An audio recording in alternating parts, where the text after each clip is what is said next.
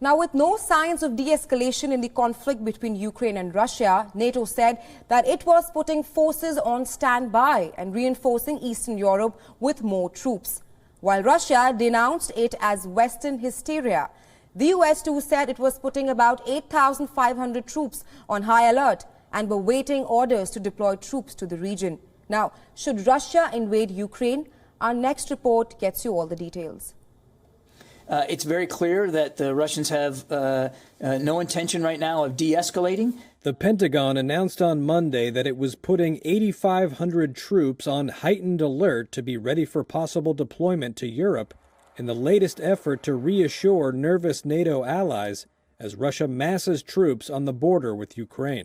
There's been no mission assigned right now. This is about getting troops ready. Pentagon spokesman John Kirby stressed that no decision has been made yet on whether to deploy the troops and that they would fill the ranks of a NATO rapid response force should Russia invade Ukraine. So far, NATO has about 4,000 troops and multinational battalions in Eastern Europe. We are considering to further enhance our presence in the eastern part of the alliance. In a tweet, NATO's Secretary General said any further aggression by Russia against Ukraine will have severe costs, which he posted after an online meeting with U.S. President Joe Biden and the leaders of France, Germany, Italy, Poland, Britain, and the European Union. Russia called the moves Western hysteria and denies planning an invasion.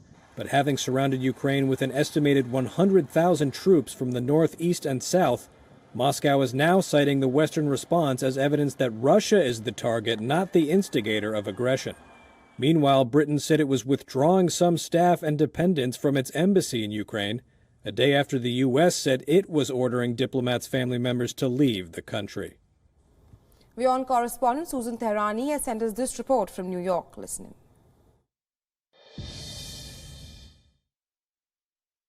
In a secure video call that lasted more than an hour, U.S. President Joe Biden, along with European leaders, once again reiterated their concerns regarding Russia's military buildup along the Ukrainian border. They also expressed their support and solidarity for Ukraine's sovereignty and territorial integrity.